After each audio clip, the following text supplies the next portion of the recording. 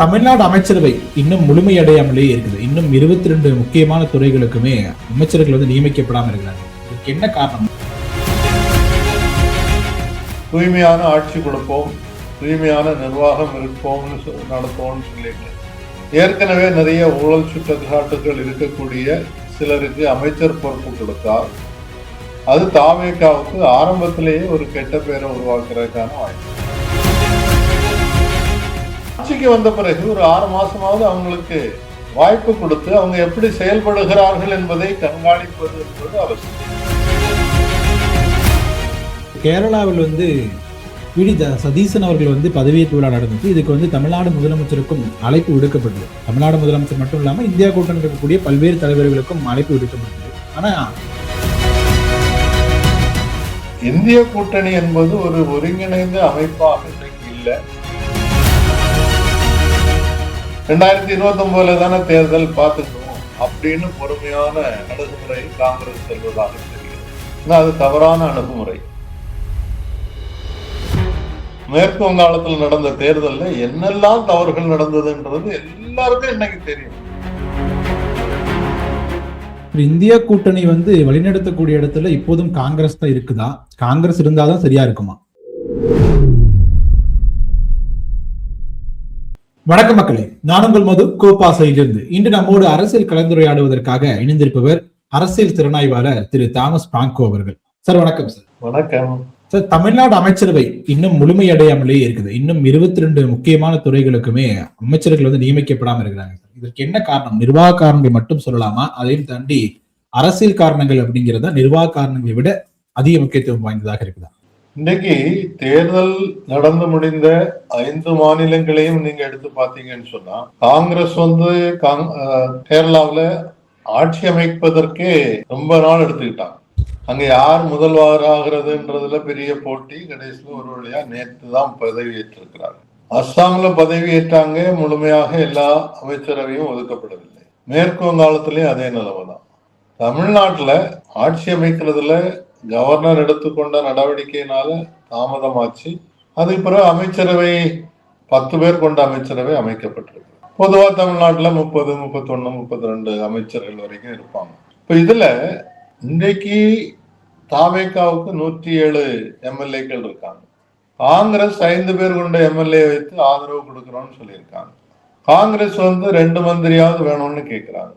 காங்கிரஸுக்குள்ள இந்த 5 பேர்ல யாரும் மந்திரி ஆக்கணும்ன்றது இன்னும் முடிவெடுத்ததாக தெரியல. ஒரு பக்கம் 5 பேர்ல ஒரு பெண்ணுக்கு அமைச்சரவையில் இடம் கொடுக்க வேண்டும் என்ற கோரிக்கை இருக்கிறது. இன்னொரு பக்கத்துல ஆண்கள் சீனியாரிட்டி அடிப்படையில எங்களுக்கு கொடுங்கன்னு கேட்டுட்டு இருக்காங்க. சோ அந்த முடிவு என்னன்றது இதுவரைக்கும் காங்கிரஸ் மேலிடமும் தெரிவிக்கவில்லை. இங்கேயும் காங்கிரஸ்னால தாமதமாகுதா சார்? அது மட்டுமல்ல காரணம். 2வது, இன்றைக்கு அதிமுகவுக்குள்ள ஒரு பிளவு வந்திருக்கிறது. அது எங்க போகுன்றது இன்னும் தெளிவில்லை. அமைச்சரவையில அவங்களுக்கு இடம் கொடுக்கணும்னு சொன்னா 3/2 பங்கு பெரும்பான்மை வேண்டும். இப்ப 47 எம்எல்ஏல 3/2 பேர் 2 பங்கு இன்னைக்கு 2 கோஷ்டிக்கும் இல்லை. ஆனா அவங்க நாங்க வரப்போறோம் எங்களுக்கும் கொஞ்சம் இடம் கொடுங்கன்னு கேட்கிறாங்க. அது கொடுக்கறது நியாயமா அப்படின்னு பாத்தீங்கன்னு சொன்னா, என்னை பொறுத்தவரையில அது தவறான ஒரு அணுகுமுறையாக இருக்கும்.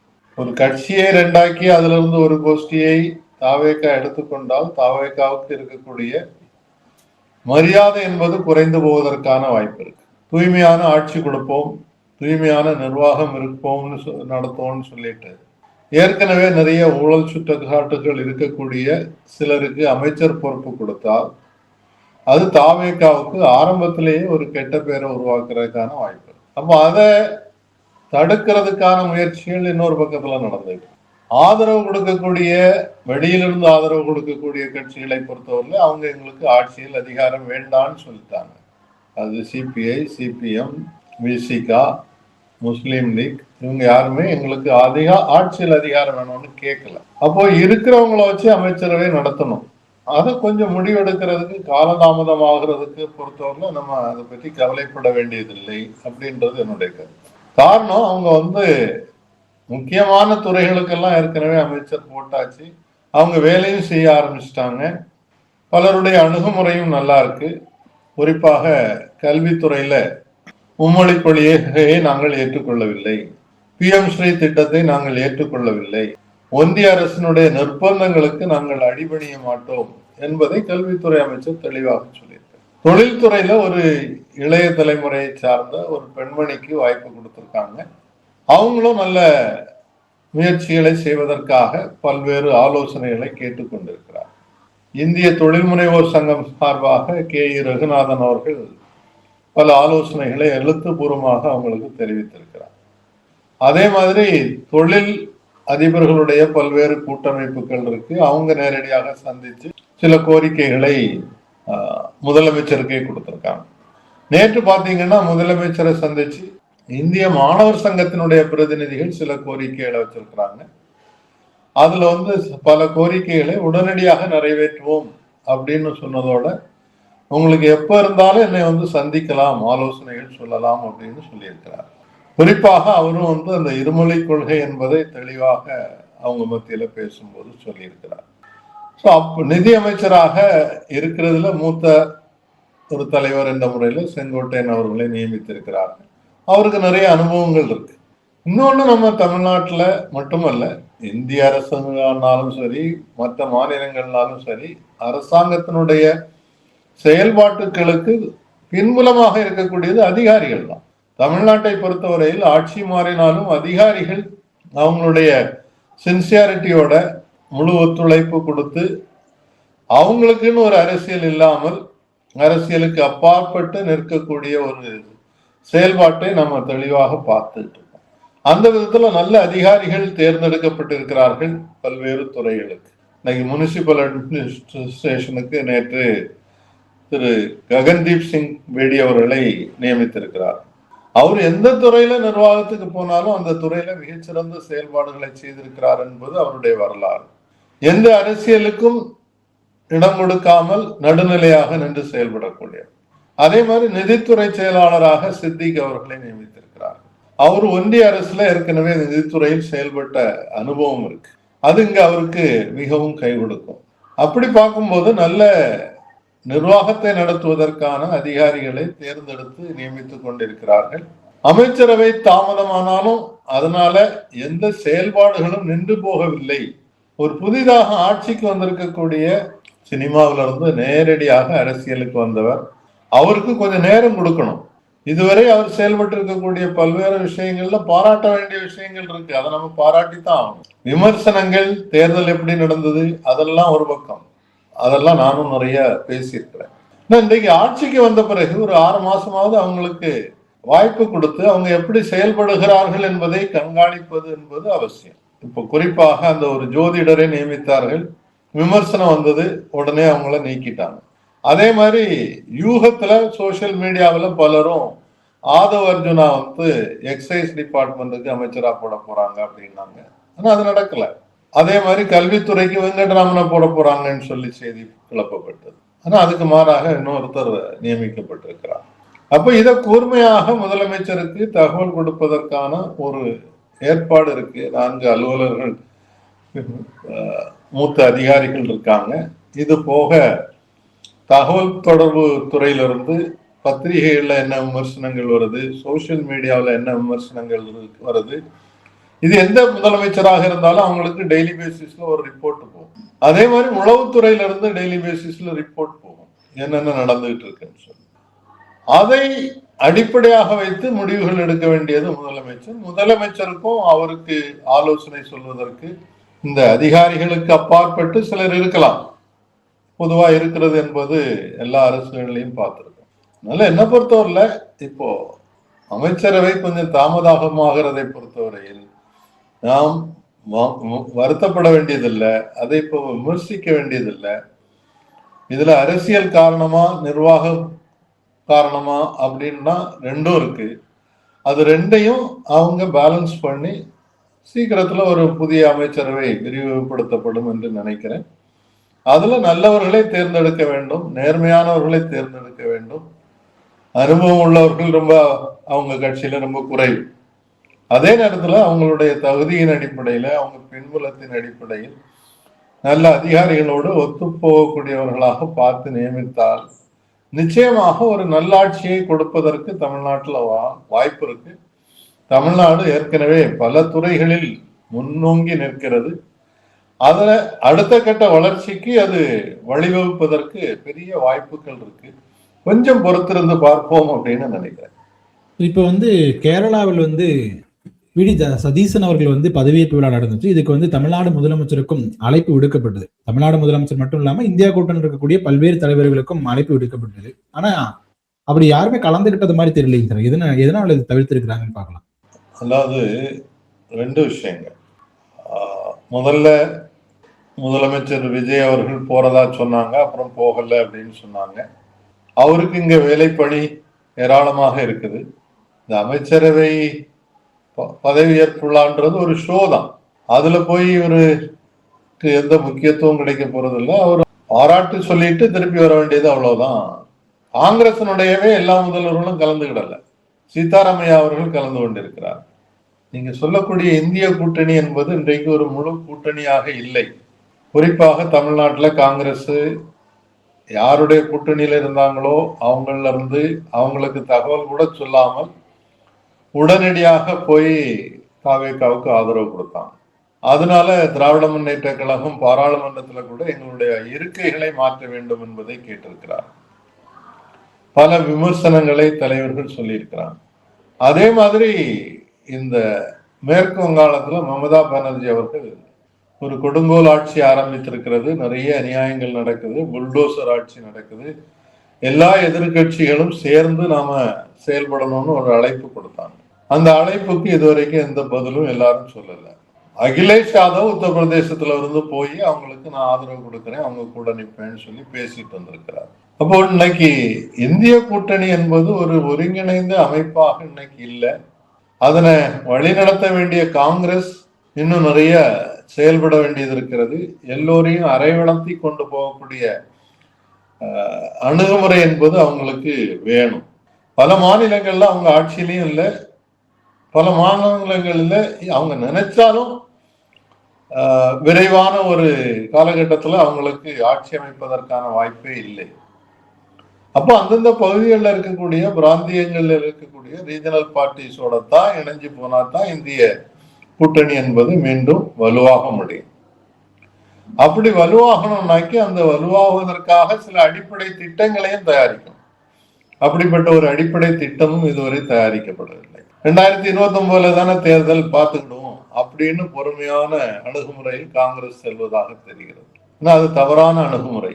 இப்ப இருந்தே அவங்க கடினமாக உழைக்கவில்லை என்றால் அரசாங்கத்தை விமர்சிப்பதற்கு நிறைய விஷயங்கள் இருக்கு. ஒன்றிய அரசாங்கத்தை அதை விமர்சிக்கிறதுக்கு ஒரு பிரஸ் ஸ்டேட்மெண்ட் கொடுத்தா போதாது. சிலதை நான் சுட்டி காட்டுறேன்.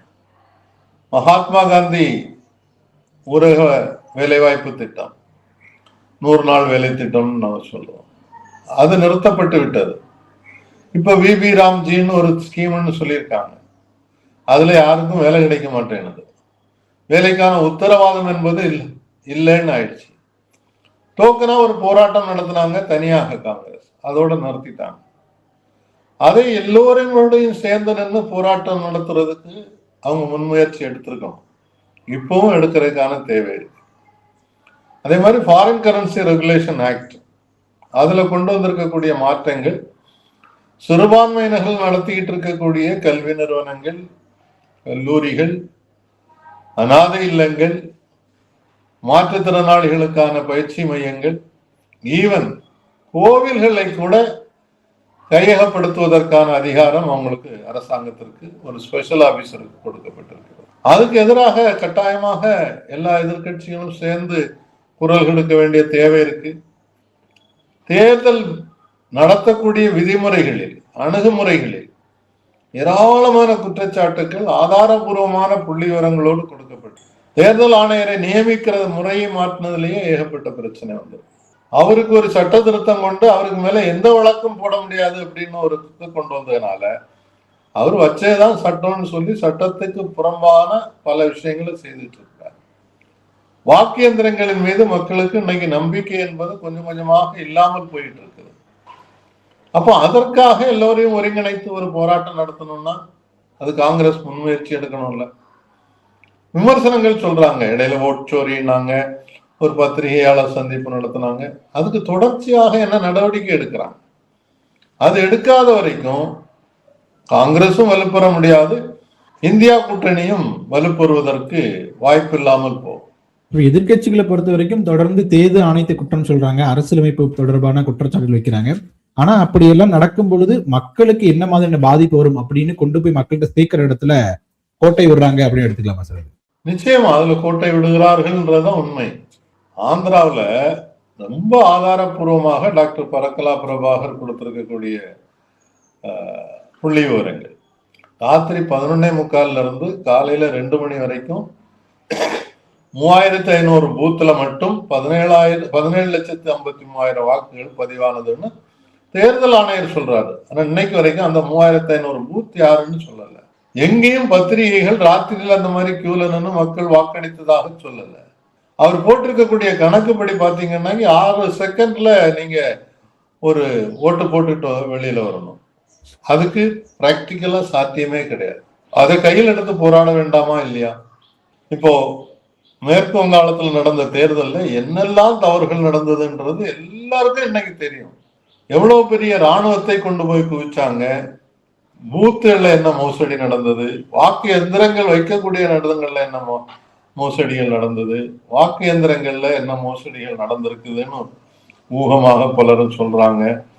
குறைந்தபட்சம் அந்த பூத்துல எடுத்த சிசிடிவி ஃபுட்டேஜை பகிரங்கமாக காட்டுங்கன்னு கேட்கிறாங்க. இன்றைக்கு வரைக்கும் பூத் வாரியாக எவ்வளவு பேர் ஓட்டு போட்டாங்கன்றது வெளியில சொல்லல. இதெல்லாம் பார்த்துட்டு இருக்கக்கூடிய அரசியல் கட்சிகள் அவங்க மக்கள் மத்தியில போய் பேச ஆரம்பிக்கலன்னு சொன்னா, அதற்கு எதிரான வலுவான இயக்கம் நடத்தலன்னு சொன்னா ஜனநாயகம் கேலி கூத்தாகி போகும். சீக்கிரத்துல இது ஒரு என்ன சொல்றது, கொஞ்சம் பேரை 2ஆம் தர பிரஜைகள் ஆக்கிடுவாங்க. பீகார்லையும் மேற்கு வங்காளத்தையும் சிறப்பு வாக்காளர் சீர்திருத்தத்தில் விடுபட்டவர்கள் அனைவருக்கும் ஏற்கனவே கொடுத்துட்டு இருந்த ரேஷன் கொடுக்கப்பட மாட்டாது, ஓய்வூதியங்கள் கிடைக்காது, வேற பல அரசு சலுகைகள் கிடைச்சிட்டு இருந்ததெல்லாம் நிறுத்தப்பட போகிறோம்னு 2 மாநில அரசுகளும் அறிவித்தாச்சு. யார் எதிர்த்து நிக்க வேண்டியது? அதை எதிர்கட்சிகள் செய்யணும்ல. சில உங்களுக்குள்ள மாற்று கருத்துக்கள் இருந்தாலும் கூட பொதுவான பிரச்சனைகளுக்காக, மக்கள் பிரச்சனைகளுக்காக எல்லாரோட சேர்ந்து நின்று போராடலன்னு சொன்னா அவங்க எதிர்கட்சியாக இருப்பதற்கும் லாயக்கு இல்லை, பின்னால ஆட்சிக்கு வர்றதுக்கும் லாயக்கு இல்லைன்னு ஆயிடும். இந்தியா கூட்டணி வழிநடத்தக்கூடிய இடத்துல இப்போதும் காங்கிரஸ் தான் இருக்குதா? காங்கிரஸ் இருந்தாதான் சரியா இருக்குமா? இல்ல, ஒரு தேசிய கட்சின்ற முறையில காங்கிரசுக்கு அதை வழிநடத்த வேண்டிய தேவை இருக்கிறது, கடமையும் இருக்கு. இன்னைக்கு அவங்களுக்கு குறைந்தபட்சம் சில மாநிலங்கள்ல ஆட்சி பொறுப்புலயும் இருக்கிறாங்க. கர்நாடகாவில், தெலுங்கானாவில், ஹிமாச்சல் பிரதேசத்துல, இப்போ கேரளாவில், இங்கெல்லாம் ஆட்சி அமைப்புல பொறுப்பில் இருக்கக்கூடியதுனால அவங்களுக்கு கூடுதல் கடமை என்பது இருக்கிறது. இன்னொரு பக்கத்துல ரீஜனல் பார்ட்டிஸ், பிராந்திய கட்சிகள்னு சொன்னா அதுல திமுக தலைவருக்கு ஒரு பெரிய மரியாதை இருந்தது. அவர் ஒரு வழிநடத்தக்கூடியவராக வருவார் அப்படின்னு ஒரு எதிர்பார்ப்பு இருந்தது. ராகுல் இப்படி வழிநடத்தப்படுவார்னு ஸ்டாலின் எதிர்பார்க்கப்படுவார் அப்படிங்கிறது ராகுலுக்கு ஒரு ஈகோ டச் ஆகி இந்த கூட்டணி பிளவுபட்டுச்சுங்கிற மாதிரியான குற்றச்சாட்டுகளை நிறைய இடத்துல வைக்கிறாங்க. இல்ல, அதுல பின்புலமாக இருந்தவங்க நிறைய பேர் இருக்காங்க. பிரவீன் சக்கரவர்த்தி முதல்வர் விஜய்க்கு நெருக்கமானவர். மாணிக்கம் தாக்கூருக்கு அவருக்குன்னு அவர் ஒரு அரசியல் தனியா நடத்திட்டு இருக்கிறாரு. செல்வ பெருந்தகை வேற ஒரு விதமா நடத்திட்டு இருக்கிறாரு. அதனால அதுக்கு பின்னணியில நிறைய பிரச்சனைகள் இருக்கு. அதே மாதிரி ராகுல் காந்தியும் அதுல எடுத்துக்கொண்ட அணுகுமுறை போதுமானது அல்லன்றது என்னுடைய கருத்தும் கூட. குறிப்பாக அவர் கன்னியாகுமரியில தேர்தல் பரப்புரைக்காக வந்திருக்கிறாரு. அந்த கூட்டத்துல வச்சு முன்னாள் அமைச்சர் மனோ தங்கராஜ் அவர்கள் அவருக்கு ஒரு ஷால் போடுறதுக்கு போறாரு. அந்த ஷாலை வாங்காம அவர் பேச போயிடுறாரு. குறைந்தபட்சம் ஒரு தோல்ல தட்டிட்டு பரவாயில்ல இது வேண்டான்னு சொல்லியிருக்கலாம். ஆனா அவர் நடந்து கொண்ட விதம் மோசமா இருந்தது. திமுக தலைவரோடு சேர்ந்து அவங்க நினைச்சிருந்தா திட்டமிட்டு ஏதாவது ஒரு இடத்துல ஒரு ஜாயிண்டா ஒரு கூட்டம் நடத்தி இருக்கலாம். பொதுவா இந்த மாதிரி கூட்டணி வைக்கும் போது எல்லா கூட்டணி உறுப்பினர்களும் தலைவர்களும் கலந்து கொள்ளக்கூடிய ஒரு பிரச்சாரமாவது நடக்கும். அந்த மாதிரி ஒன்றும் நடக்கல. ஸோ இதுல எல்லாம் காங்கிரஸுக்கும் ஒரு பெரிய பங்கு இருக்கிறது. அப்ப இன்றைக்கு திமுக அதுல இருந்து நாங்க இந்தியா கூட்டணியில இருக்கிறோம்னு தான் சொல்றாங்க, அவங்க விலகல்ல. இருந்தாலும் அவங்களுக்குள்ள முக்கியத்துவம் என்பது குறைஞ்சு போச்சு. அப்ப இருக்கக்கூடிய சூழ்நிலையில சிபிஎம் இன்னைக்கு ஒரே ஒரு மாநிலத்துல ஆட்சியில இருந்தாங்க, அவங்க இன்னைக்கு அந்த ஆட்சியை இழந்து காங்கிரஸ் ஆட்சிக்கு வந்துருச்சு. சிபிஎம் இந்த மாதிரி விஷயங்கள்ல சிபிஐ சிபிஎம் எல்லாம் தொடர்ந்து அவங்களால முடிந்த எல்லா ஒத்துழைப்பையும் கொடுப்பதைத்தான் பழைய காலத்துல இருந்து யூபி அரசாங்கத்தின் காலத்துல இருந்து நம்ம கண்கூடாக பார்த்திருக்கோம். அப்ப தலைமை பொறுப்புக்கு வர்றதுக்கு ஒரு நல்ல தலைவர் வேணும். அது மல்லிகார்ஜுன கார்கேவா இருக்கலாம், இல்ல ராகுல் காந்தியா இருக்கலாம், பிரியங்காவா இருக்கலாம், இல்ல அவங்களா கேட்டு நாங்க உங்களுக்கு ஒத்துழைக்கிறோம், அகிலேஷ் யாதவ் இருக்கட்டும், அல்லது மமதா பானர்ஜி இருக்கட்டும், அல்லது சிபிஎம் ஒரு தலைவர் இருக்கட்டும். ஒரு காலத்துல யூபி அரசாங்கம் ஆட்சிக்கு வந்த போது எல்லாரும் சேர்ந்து ஜோதி பாசு அவர்களை பிரதமராக பதவியேற்றுக் கொள்ளுங்கள்னு கேட்டாங்க. ஆனா அன்றைக்கு சிபிஎம் கட்சி அதை ஏத்துக்கிடாதனால அது நடக்கல. அதே மாதிரி சீதாராம் யெச்சூரி அவர்களுக்கு ஒரு மிகப்பெரிய மரியாதை இருந்தது. அவர் எல்லா கூட்டங்களையும் ஒருங்கிணைப்பதில் அவருக்கு ஒரு பெரிய பங்கு இருந்தது. அதே மாதிரி இப்ப கூட அவங்க கேட்கலாம், எம்ஏ பேபி அவர்களை கேட்கலாம், டி ராஜா அவர்களை கேட்கலாம். அவங்க எல்லாம் நல்ல அனுபவம் உள்ள அரசியல்வாதிகள், கொள்கை பிடிப்புள்ளவங்க. இந்தியாவை கட்டாயமாக இந்த RSS பாஜகவினுடைய பிடியிலிருந்து மீட்டெடுக்க வேண்டும் என்பதுல ரொம்ப உறுதி கொண்டவர்களாக இருக்கிறாங்க. ஸோ அவங்களெல்லாம் பயன்படுத்தி காங்கிரஸ் இந்த முயற்சியை எடுத்து ஆகணும்.